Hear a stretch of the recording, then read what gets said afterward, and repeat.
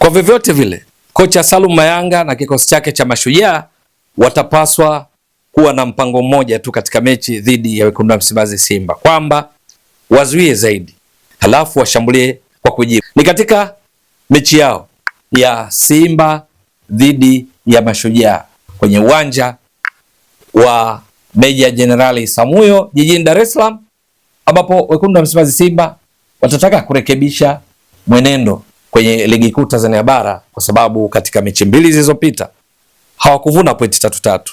Mechi dhidi ya Mtibwa Sugar walitoka sare ya 1-1, lakini mechi ya nyuma yake dhidi ya Azam walipoteza kwa mabao 2-0. Matokeo yake Simba hivi sasa inashika nafasi ya 6 ikiwa ina point 13, lakini ikiwa imefunga mabao 12, imeruhusu mabao 4. Mashujaa wao wanashika nafasi ya 8 na wao pia wana pointi 13 kama Simba, lakini kwenye mabao wamefunga 5, wameruhusu mabao 10. Cha kukumbusha tu ni kwamba Mashujaa wamecheza mechi nyingi zaidi kulinganisha na Wekundu wa Msimbazi Simba ambao wamecheza mechi 6.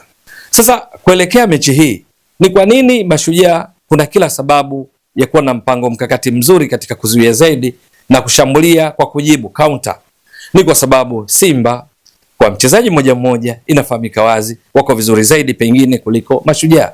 Lakini la pili ni ukweli kwamba Mashujaa katika mechi iliyopita waliocheza dhidi ya Yanga walipata kipigo kizito cha mabao 6-0. Na ni kwa sababu gani? Ni kwamba walikutana na watani wa jadi wa Simba ambao ni Yanga, waliokuwa na wachezaji wenye ubora wa hali ya juu katika kila nafasi kulinganisha na wao, lakini kubwa zaidi ni namna walivyokuwa wakicheza. Walikuwa wakizuia vizuri, lakini katika mara zote ambazo Yanga walifanikiwa kufika kwao, shughuli ilikuwa nzito, matokeo yake wakapoteza kwa idadi hii ya mabao. Sasa katika mechi dhidi ya Simba, bila shaka kocha Salum Mayanga hatataka kujilipua kwa kutaka kupishana na Simba, kwa sababu kufanya hivyo itakuwa ni hatari kubwa kwake, na hasa kwa kuzingatia kwamba Simba hii wanakwenda kutana nayo ina hasira. Hasira ipi? Ya kutopata ushindi katika mechi mbili zilizopita, jambo ambalo limewafanya wazidi kuachwa na watani zao wa jadi Yanga ambao ndio wanaongoza kwenye msimamo wa ligi kuu Tanzania bara hivi sasa. Ingawa wamecheza mechi zaidi, mechi 8, Yanga ana pointi 22, performance ya 92%, kwa sababu pointi 22 kati ya pointi 24 zilizopaswa kuwa nazo kutokana na michezo 8. Lakini kubwa zaidi, Yanga wameshafunga mabao 21 huko, wameruhusu mabao 2 tu. Sasa rekodi hizo za Yanga ambao ni mabingwa watetezi wakiwania taji la 5 mfululizo wa ligi kuu Tanzania bara ndizo ambazo kwa kiasi fulani kutaifanya Simba ikomalie mchezo huu kuhakikisha inapata ushindi, tena ikibidi ushindi mnono. Na ukienda mbali zaidi, Simba hivi karibuni katika kujiimarisha ili kufanya vizuri kwenye ligi kuu Tanzania bara, kombe la shirikisho la benki CRDB na michuano ya kimataifa ya ligi ya mabingwa barani Afrika, ambapo wapo katika hatua ya makundi. Kwenye kundi D, Simba wameimarisha zaidi kikosi chao. Kocha Steve Becker amewezeshwa na management ya Simba kupata wachezaji walio bora zaidi, kuungana na wale waliopo walio bora pia, ili kupata kikosi bora zaidi na kupata matokeo mazuri.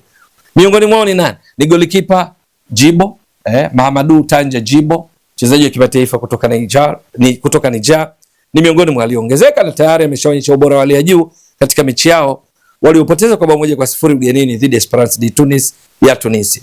Lakini kwenye mabeki yupo Nixon Kibabage kutoka Singida Black Stars, ameongeza kitu katika safu ya ulinzi ya Simba akiungana na Anthony Mligo katika eneo la ulinzi wa pembeni kushoto wa Simba. Lakini pia ni eneo ambalo wakati mwingine Nabi Kamara kiungo huwa anacheza. Lakini vile vile kwenye mabeki wakati wana Ismail Olivier Toure, mchezaji wa kimataifa wa kutoka Ivory Coast ambaye alishafanya kazi na kocha Steve Becker katika klabu ya Stellenbosch akifanya vizuri sana, urefu futi 6+, ni kiungo, ni beki wa shoka haswa.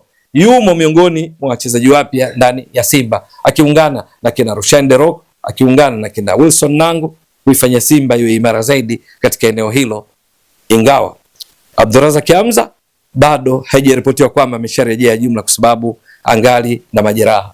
Lakini kwenye eneo la kiungo Simba pia wameongeza viungo kadhaa, akiwemo kiungo alimtambulisha leo hii, naye sio mwingine, ni kutoka katika klabu ya Colombe Sportive ya kule nchini Kameruni. Huyu ni Ino Jospin Loemba ambaye yeye ni kiungo wa ubunifu, lakini kwa majukumu atakayopewa na kocha, kama akiamua anaweza kumfanya awe miongoni mwa viungo pale kati.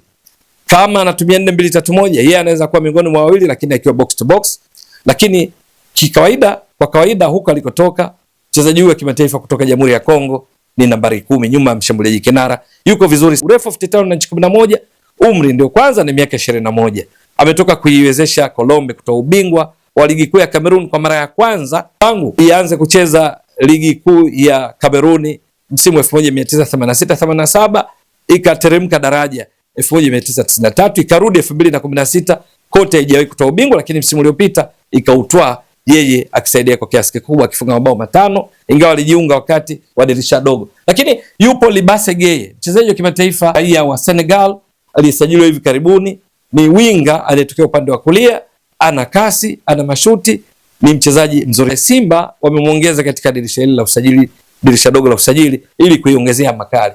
Simba pia inaye Aniset Ura, mchezaji wa zamani wa Stellenbosch ambaye alishafanya kazi na kocha Steve Becker. Naye ni miongoni mwa wale waliotambulishwa hivi karibuni kwa Wekundu wa Msimbazi Simba. Hutokea upande wa kushoto kama winga wa kushoto, akiungana na Eli Mpanzu katika nafasi ile, kwamba anaweza kucheza nafasi hiyo inayocheza Mpanzu. Ana kasi, mrefu 6, mzuri sana katika kupigania mipira pindi timu inapopoteza. Huyu naye ni miongoni mwa wale walikuja kuiongezea makali Simba, wakiungana na wengine waliopo kina Eli Mpanzu Kibisawala, Morris Abraham, Alassane Maodo Kante, Nabi Kamara, wakiungana na Jonathan Soa, bila shaka ukiongeza na Cletus Chota Chama, mwamba wa Lusaka aliyerejea Simba baada ya kwenda Yanga, kwenda Singida Black Stars na sasa yuko Simba. Ni dhahiri kwamba Mashujaa lazima wajipange, kwa sababu wakipangiwa mziki wote huu wakiungana na waliopo, ni dhahiri kwamba wasipokuwa wazuri katika kuzuia, wanaweza wakajikuta wanaruhusu tena mabao mengi, kama ilivyotokea katika mechi dhidi ya Yanga waliporuhusu mabao 6.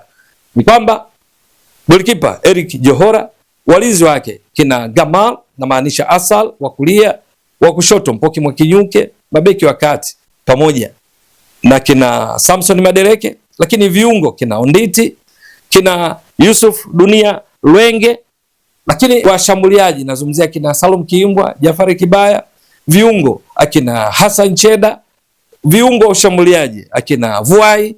Wote wanapaswa kuwa makini katika kusaidia kuzuia pindi timu inaposhambuliwa, lakini wanaposhambulia washambulie kwa kasi ili kuwawahi Simba katika mashambulizi ya kujibu, kwa sababu yatarajiwa kwamba Simba kwa kiasi kikubwa watakuwa ndio wakimiliki zaidi mpira kulinganisha na wao.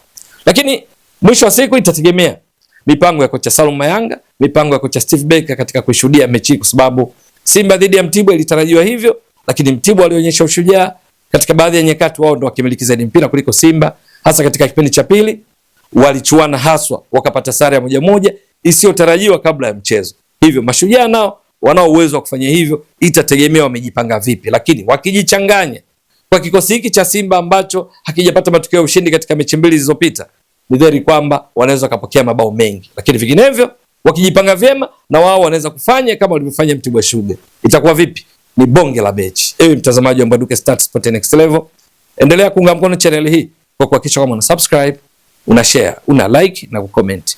Mwasilishaji wako ni mimi Ramadhani Mbwaduke almaarufu kama Mzee wa Data. Shukrani jazilan. Bye bye.